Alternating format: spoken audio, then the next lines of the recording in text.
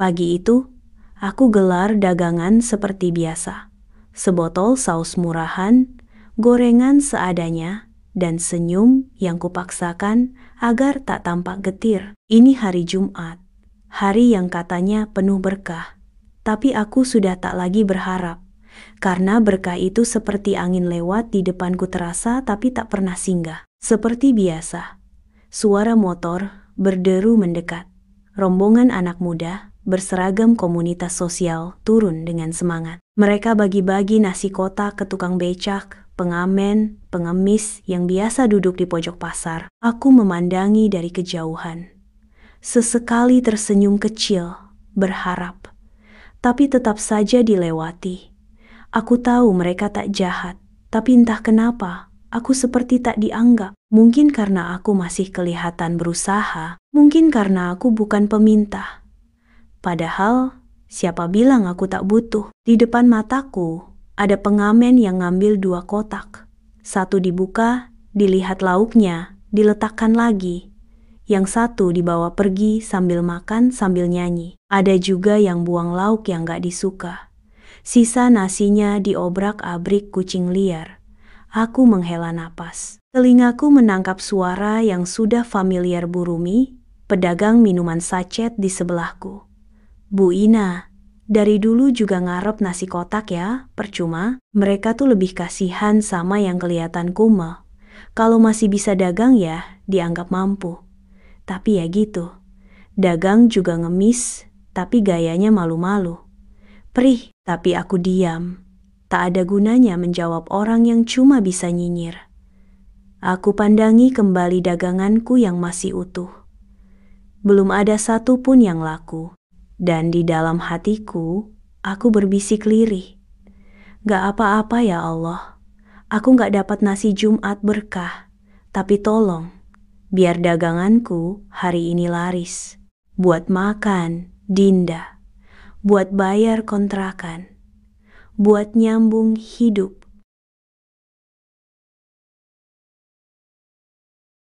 Sabtu datang seperti tamu tak diundang. Panasnya menusuk, dan daganganku masih sama utuh. Tak satu pun yang menyentuh. Aku coba sabar, tapi perutku mulai menagih janji makan siang. Di ujung pasar, tong sampah terbuka. Nasi kotak dari Jumat kemarin berserakan. Ada yang belum tersentuh, tapi lauknya sudah asam, nasinya keras. Kucing-kucing jalanan berebut. Hati ini menselos. Kalau bukan karena harga diri, mungkin aku sudah ikut rebutan. Aku buka dompet. Isinya tinggal recehan dan 1 lembar 5 ribuan yang sudah lusuh. Dinda belum makan sejak tadi pagi. Aku ingin beli setangkup roti, tapi itu artinya aku tak bisa beli minyak buat gorengan besok.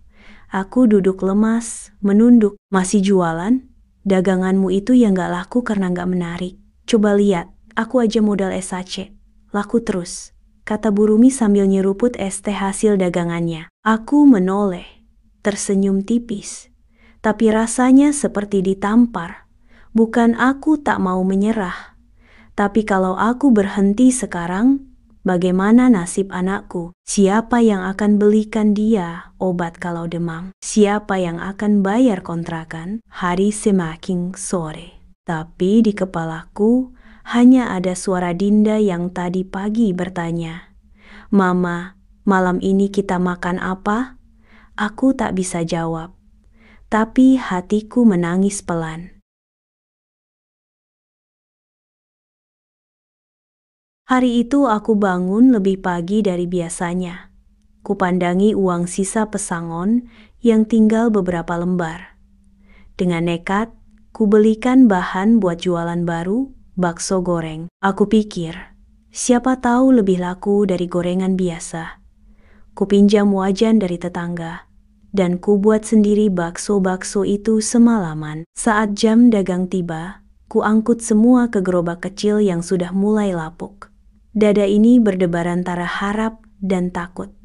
Ini modal terakhir. Kalau ini gagal, aku tak tahu harus apa. Baru 2 jam mangkal di pinggir jalan. Langit gelap datang cepat. Angin kencang, lalu hujan mengguyur tanpa ampun. Aku panik. Tenda plastikku kecil dan robek di pinggir. Minyak goreng muncrat karena air hujan. Bakso mentahku basah semua. Adonan tumpah dan bara kompor padam total. Aku terduduk. Napasku tercekat. Lalu, suara yang paling malas ku dengar muncul dari balik hujan. Udah tahu cuaca kayak gini, masih aja maksa jualan. Ya, pantas aja nggak laku. Dagang modal nekat sih, kata Bu Rumi, yang berteduh nyaman sambil menyeruput kopi sachet hangat. Aku menahan diri, rasanya ingin menjerit. Tapi tubuhku terlalu lelah, dan air mataku terlalu mahal untuk ditumpahkan di depan dia. Saat hujan reda, semua daganganku rusak. Dan sore itu, aku pulang dengan tangan hampa. Bukan cuma rugi, tapi kehilangan satu-satunya harapan yang kupunya. Malamnya, Dinda mulai panas. Nafasnya berat, tubuhnya lemas. Aku tempelkan kompres dari air sumur yang dingin, tapi panasnya tak juga turun. Kupeluk dia erat. "Ma, besok Dinda ikut jualan ya," katanya pelan.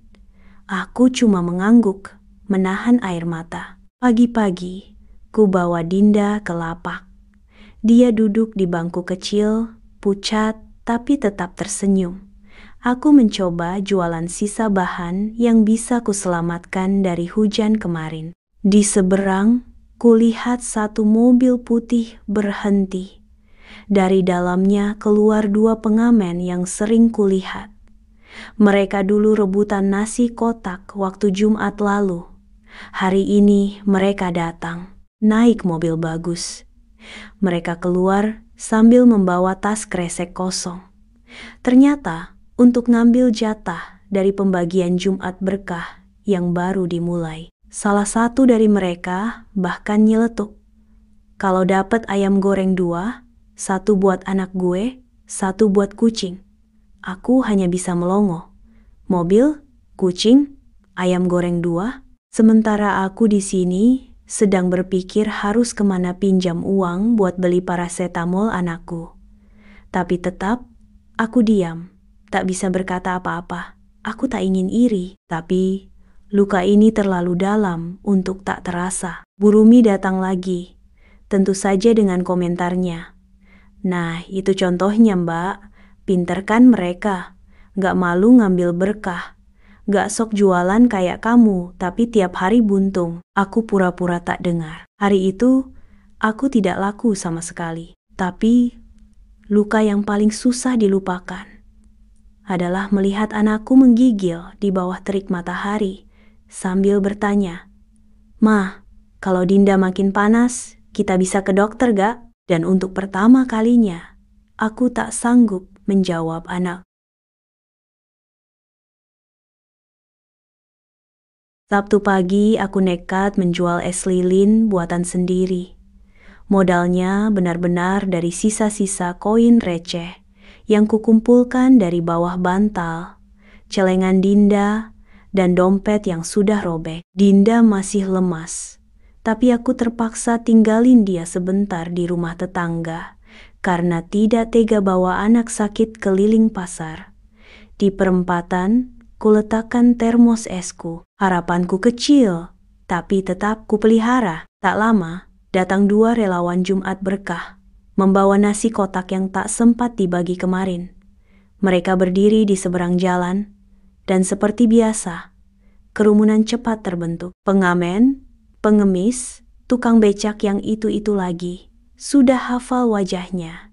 Bahkan beberapa datang naik motor metik baru. Dan lagi-lagi, mereka dapat lebih dari 1 kotak. Ada yang pilih-pilih lauk, ada yang langsung buang kalau dapat yang katanya kurang enak. Aku berdiri mematung. Pakaian lusuh, wajah penuh keringat, dan termos di tangan. Aku tidak mendekat. Bukan malu, tapi aku tahu. Aku tak masuk dalam kategori. Lalu dari belakang, suara yang membuatku ingin pulang saja datang lagi. Wah, dagang es lilin sekarang, nanti keburu leleh sebelum laku tuh. Mending minta kayak yang lain aja. Gak usah sok mandiri mbah, ujar Bu Rumi dengan senyum mengejek. Aku menggigit bibir. Kalau bukan karena harga diri, mungkin aku sudah ikut berebut juga. Tapi aku masih percaya, Tuhan sedang menguji, bukan sedang menertawakan.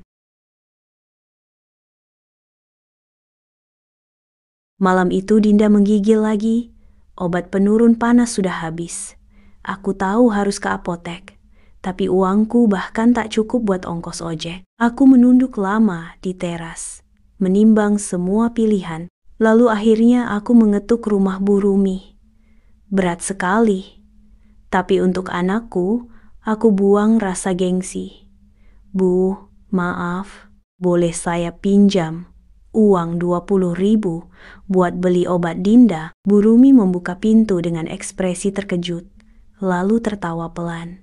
Wah, akhirnya minta juga. Aku kira kamu gak bakal serendah itu, tapi maaf ya, uangku lagi dipakai buat beli tas baru. Lagian, kamu ini ngotot banget jualan terus, padahal zaman sekarang yang ngemis malah lebih kaya. Aku menelan ludah, kering dan pahit. Makasih Bu, ucapku pelan, lalu berjalan pergi. Malam itu, aku hanya bisa memeluk Dinda erat. Ku kompres lagi dengan kain basah seadanya. Aku bisikan doa di telinganya. Maaf ya nak, Mama belum cukup kuat, tapi Mama janji kita gak akan selalu seperti ini. Aku tidak tahu dari mana datangnya kekuatan. Tapi dalam tangis diam itu, aku bersumpah, aku akan bertahan. Meski dunia seperti tak melihatku sama sekali. Hari Jumat kembali datang, hari yang seharusnya penuh berkah. Tapi bagiku, itu hari yang paling membuat sesak. Aku bangun lebih pagi dari biasanya. Kupaksa tubuhku yang lemas. Dinda masih tidur, lebih tenang, meski demam belum benar-benar hilang. Hari ini aku bawa sisa roti kering buatan sendiri. Ku coba jual lagi. Toh diam juga tak menolong. Di trotoar, aku duduk dari pagi. Tak ada satupun yang mampir. Orang-orang lebih tertarik pada tukang kopi keliling dan gerobak jajanan viral. Dari kejauhan kulihat iring-iringan mobil mewah berhenti. Para relawan dengan rompi cerah turun, membawa kardus nasi kotak bertuliskan Jumat Berkah. Mereka langsung dikerumuni para wajah lama. Yang itu-itu saja, bahkan yang kemarin sudah kubilang naik mobil putih, datang lagi dengan mobil yang sama. Aku tetap diam, sampai salah satu dari mereka menunjuk ke arah ibu itu. Kasihan, gak dapat, katanya sambil tertawa. Ya, kalau kasihan mah banyak Bu, gak bisa semua dikasih, jawab satu relawan lainnya. Tanpa melihatku benar-benar, aku masih menunduk. Bukan karena malu, tapi karena kepalaku berputar hebat. Dan tiba-tiba semuanya gelap. Aku jatuh, pingsan di trotoar itu. Di tengah keramaian, di dekat tumpukan nasi kotak yang belum dibagikan. Tak ada yang benar-benar sadar, kecuali satu bocah kecil yang berlari panik dari arah rumah. Mama kenapa? Itu suara Dinda. Dia berlari tanpa alas kaki. Dia tahu tempatku jualan. Dalam kesadaran yang mulai kembali, aku lihat Dinda menangis, memelukku, dan dari kerumunan itu, tak ada satupun tangan yang benar-benar datang untuk menolong. Aku akhirnya sadar di rumah tetangga yang menolong. Seorang ibu tua yang bahkan lebih miskin dariku, tapi punya hati selembut kapas. Kalau kamu jatuh, siapa yang jagain Dinda? Katanya sambil menyeka keningku. Hari itu, Dinda duduk di sampingku, memeluk erat. Dia menggambar sesuatu dengan pensil kecilnya. Sebuah gambar perempuan jualan di pinggir jalan. dan di sebelahnya tulisan besar-besar. Ibu hebat itu tidak harus mengemis. Aku menangis pelan. Sore harinya, ada yang datang ke rumah. Seorang perempuan muda. Ternyata dia salah satu relawan Jumat Berkah.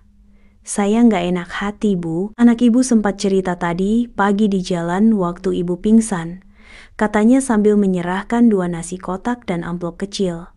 Aku menerimanya sambil mengangguk, bukan karena butuh makan hari itu, tapi karena aku lega, akhirnya ada yang melihat kami. Tapi aku juga berkata pelan, Bu, lain kali lihat juga kami para pedagang kecil. Kami nggak minta dikasih terus, tapi jangan lupakan bahwa kami juga sedang bertarung buat hidup. Kami juga manusia, kami juga lapar. Perempuan itu terdiam, lalu menangis. Sementara dari kejauhan, Bu Rumi mengintip dari balik jendela. Halah, baru juga sekali pingsan, langsung dapat perhatian. Gumamnya sinis. Tapi kali ini, aku tak peduli. Karena aku tahu, Tuhan mungkin diam, tapi Dia tak pernah benar-benar pergi.